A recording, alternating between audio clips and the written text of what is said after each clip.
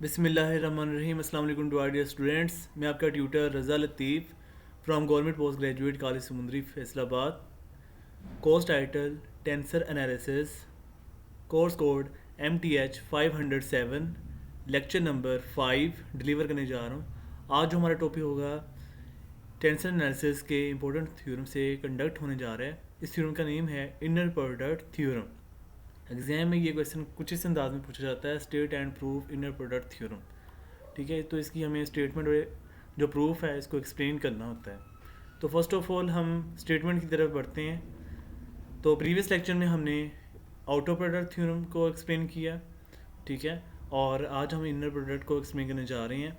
तो जिन स्टूडेंट्स ने outer product को अभी तक अंडरस्टैंड नहीं किया तो फर्स्ट ऑफ ऑल वो आउटर प्रोडक्ट को अंडरस्टैंड कर लें और देन आपने फिर ये इनर प्रोडक्ट को एक्सप्लेन करना होगा, क्योंकि आउटर प्रोडक्ट का जो रिजल्ट का क्राइटेरिया वही इनर प्रोडक्ट में यूज़ होना होता है।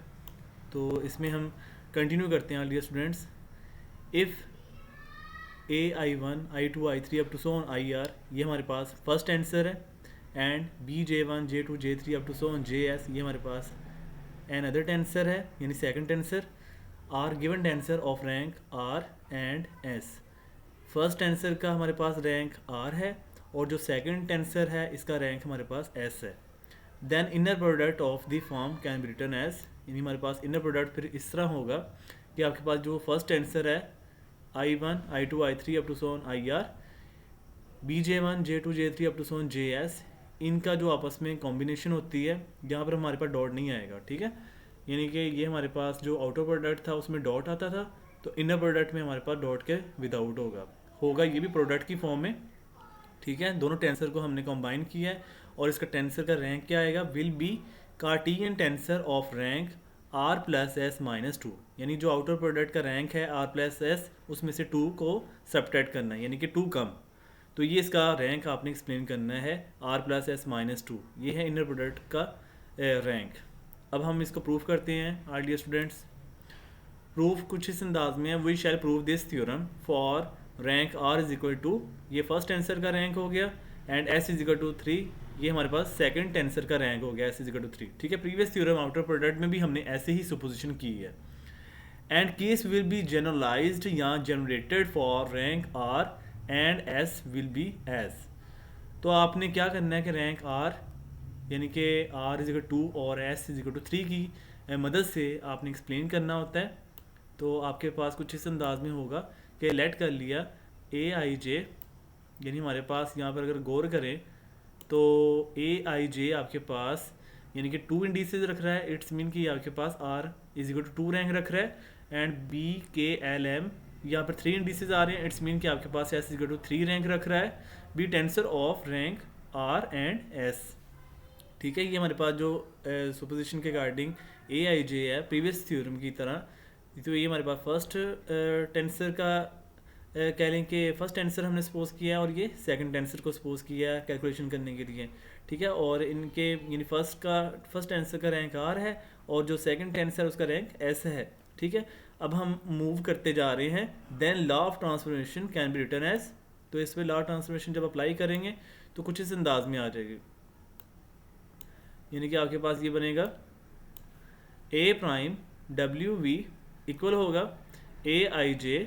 ठीक है, यानी कि आपके पास विदाउट प्राइम जो है विद प्राइम में कन्वर्टेड हो जाता है, और इसके जो इंडिसेस हैं यानी कि यहाँ से फर्स्ट इंडिसेस को आपने सेकंड इंडिसेस से मल्टीपल करना होता है, यानी ये बनेगा IW, तो ये AIW बन गया। उसके बाद यहाँ पे सेकंड इंडिसेस को यहाँ पे सेकंड इंडिसेस से मल्टीपल करना है, यानी ये आपके पास विदाउट प्राइम है और ये आपके पास विद प्राइम है, तो ये बन गया JV, तो ये आपके पास JV बन गया। ठीक है, आउटर प्रोडक्ट के अकॉर्डिंग ही हम इसको भी एक्सप्लेन कर रहे हैं। तो ये जो आपके पास स्मॉल ए हैं, ये आपको पता है कि जितने इंडिसेस होते हैं उतने ही आपने स्मॉल ए शो कर देने होते हैं। उसके बाद बी टेंसर पे आपने लॉ ट्रांसफॉर्मेशन अप्लाई करनी है BKLM, तो ये इसका विद प्राइम बन जाएगा B प्राइम PQN। तो यहाँ पर इंडिसेस 3 आ रहे हैं यानी KLM, तो यहाँ पर आपके पास स्मॉल ए की तादाद जो है क्वांटिटी 3 हो जाएगी। तो अब हमने इसके इंडिसेस को कवर करना है, तो ये होगा फर्स्ट इंडिसेस यानी के को आपने पी के साथ प्रोडक्ट किया तो ये बन गया के पी। ऐसे ही आपने एल को क्यू के साथ प्रोडक्ट किया तो ये बन गया एल क्यू। फिर आपने एम को एन के साथ कंडक्ट किया तो ये बन गया एम एन। ठीक है, अब हमने इसको आउटर प्रोडक्ट का थ्योरम अप्लाई करना है। Then outer product theorem can be written as outer product previous theorem है, उसकी मदद से हमने अगर इसको कंबाइन करें तो ये आपके पास कुछ ऐसे हो जाएगा। यानी ये आपके पास ये दोनों आपने टेंसेस जो हैं लॉ ऑफ ट्रांसफॉर्मेशन के अकॉर्डिंग इन दोनों को कंबाइन करना है आउटर प्रोडक्ट के अकॉर्डिंग, यानी कि A prime W V B prime P Q N के साथ प्रोडक्ट हो जाएगा। तो ये ऐसे आपने मल्टीपल करवा दिया। ठीक है, तो इनकी राइट हैंड साइड भी आपस में फिर मल्टीपल होगी तो आपके पास ये स्टेप ऐसे कंप्लीट बन जाएगा। ठीक हो गया, इसको हमने अब क्वेश्चन नंबर 1 नेम असाइन कर देना है। यहाँ तक तो ये कंप्लीट आउटर प्रोडक्ट थ्योरम है। ठीक है, अब इनर प्रोडक्ट में जो चेंजिंग आनी है उसी को हम आगे एक्सप्लेन करने जा रहे हैं। तो यहाँ पर हमने राइट कर दिया वेयर ये जो आ रहे हैं ना i j k l m these are the dummy indices. ठीक है, ये मैंने यहाँ पे राइट भी किया हुआ है। और यहाँ पर जो प्राइम में W V P Q N आ रहे हैं ना these are the free indices, ये आप देख सकते हैं, ये फ्री इंडिसेस मैंने एक्सप्लेन भी किया हुआ है। तो यहाँ पर टोटल ये जो 5 इंडिसेस आए आई जे के एल एम ये डमी के तौर पे हैं, और जो डब्ल्यू वी पी क्यू एन है ये फ्री इंडिसेस के तौर पे है। अब हमने जो इसमें इनर प्रोडक्ट की एक्सप्लेनेशन करनी है उसमें ये है कि पुट आपने कर देना है P is equal to W.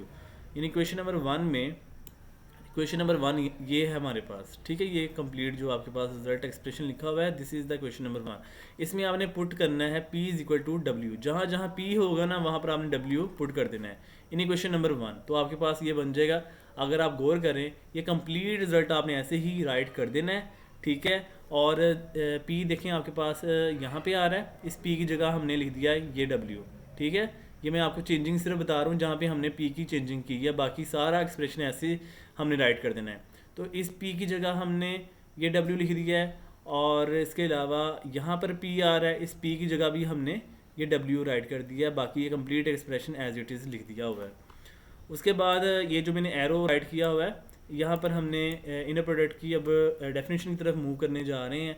तो अगर आप गौर करें कि ये जो आई डब्ल्यू है और ए के डब्ल्यू है, अगर इनको हम ज्वाइन करते हैं यानी इनको एक दूसरे के करीब लिए हैं तो आपके पास ये ऐसे एक्सप्रेशन बन जाएगा, यानी कि ए आई डब्ल्यू तो ये हमने लिख दिया और ए के डब्ल्यू ये लिख दिया है। ठीक है, बाकी जो रिजल्ट है ए जे वी और ये वाला जो रिजल्ट है ये हमने एज इट इज़ लिख दिया हुआ है साथ में।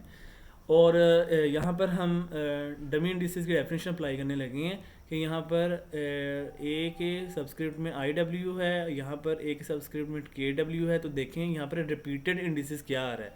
यहाँ पर अगर आप गौर करें तो डब्ल्यू जो है ये 2 टाइम आ रहा है, और जो आई और के है ओनली ऑन वंस टाइम है, एक एक बार आ रहे हैं। तो हम कह सकते हैं कि यहाँ पर डब्ल्यू जो है फ्री इंडेक्स है, और जो आई और के है यहाँ पर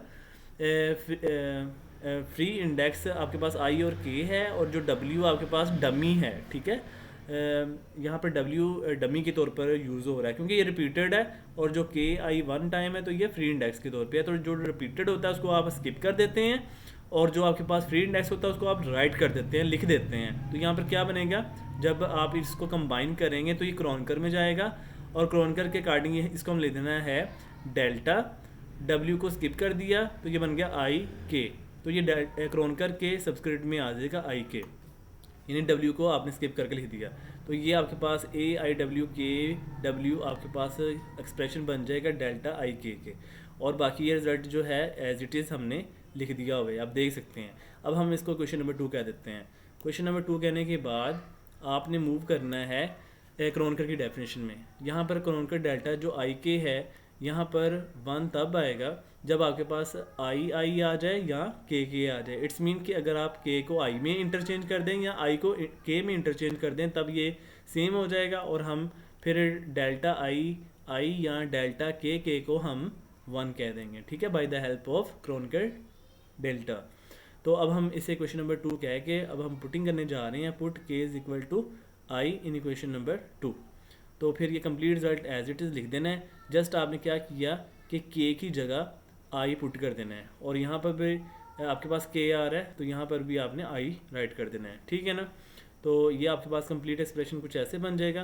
अब आप गौर करें कि ये जो आपके पास क्रोनिकल स्मॉल डेल्टा आई आई जो आ रहा है, तो ये आपके पास किसके इक्वल होगा, दिस इज़ इक्वल टू 1। ये हमने किसको फॉलो किया है, by the definition of chronicle delta. Chronicle delta के अकॉर्डिंग ये आपके पास 1 के इक्वल हो गया। ये मैंने एरो की मदद से बताया भी हुआ है कि ये कैसे 1 आया है, ठीक है। तो उसके बाद हमने ये वैल्यू लगा दी और ये complete expression as it is आ गया। अब आपने 1 को इस कंप्लीट एक्सप्रेशन से मल्टीप्लाई करना है, तो आपके पास ये अगेन ऐसे ही एक्सप्रेशन आ जाएगा। अब हम यहाँ पर अगर गौर करें कि इनर प्रोडक्ट का यहाँ पर रैंक क्या है, तो अगर आप देखें AIJ BILM के अलावा आपके पास ये जो स्मॉल ए कितनी बार आ रहे हैं, 1 2 एंड 3। तो हम कह सकते हैं कि यहाँ पर इनर प्रोडक्ट थ्योरम का रैंक 3 है। अगर आप ए और बी टेंसर के इंडिसेस में जाएं, तो यहाँ पर भी हमें आइडिया हो रहा है कि जो आई है ये डमी है, इसको आप स्किप कर दें। तो JLM ये फ्री इंडेक्स है, यानी एक एक बार आ रहा है। तो यहाँ पर JLM इनकी तादाद भी 3 है। तो फिर हम यहाँ से भी अंदाज़ा लगा सकते हैं कि इनर प्रोडक्ट थ्योरम का रैंक क्या है, 3। इसके लिए हमने ये कंक्लूजन भी राइट करना है, hence which shows that rank of transformation is R+S-2।